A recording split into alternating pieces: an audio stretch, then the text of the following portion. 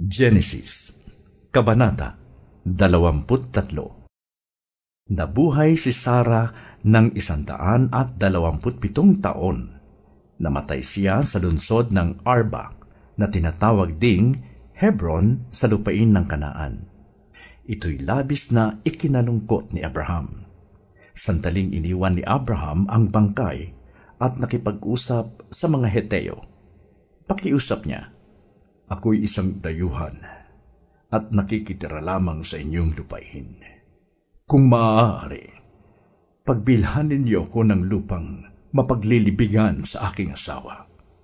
Sumagot ang mga Heteo, "Kinikilala ka naming isang kilang pinuno.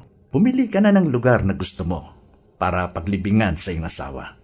Ikalulugod namin na ibigay sa inyo ang bahagi ng inyong mapipili."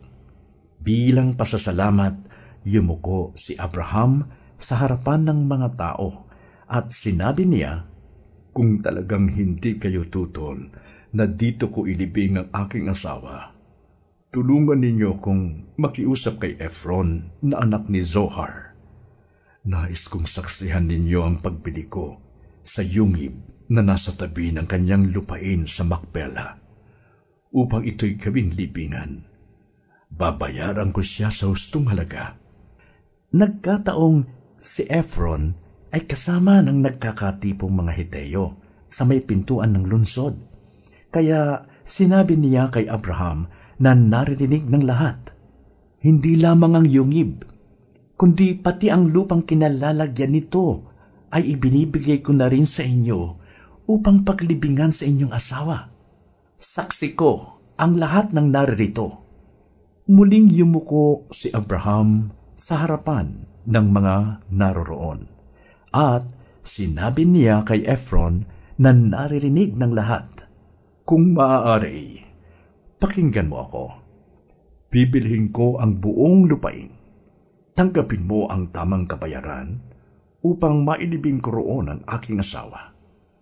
Sumagot si Efron kay Abraham, 400 pirasong pilak po ang halaga ng lupa. Huwag na nating pag-usapan, basta't paglibingan na ninyo." Nagkasundo sila. Sa harapan ng mga tao'y tumimbang si Abraham ng halagang 400 pirasong pilak ayon sa halaga ng salaping umiiral noon sa pamilihan. Kaya't ang lupang iyon ni Efron sa Macpela sa silangan ng Mamre, pati na ang yungib at mga punong kahoy sa paligid nito, ay naging pag-aari ni Abraham. Sinaksihan ito ng mga Heteyong dumalo sa pagpupulong na iyon sa may pintuan ng lungsod. At inilibing nga ni Abraham si Sara sa yungib na iyon sa Macpela, silangan ng Mamre, sa lupain ng Kanaan. Ito'y tinatawag ngayong Hebron. Ang lupa ngang iyon at ang yungib na dating pag-aari ng mga Heteo ay binili ni Abraham upang gawin niyang libingan.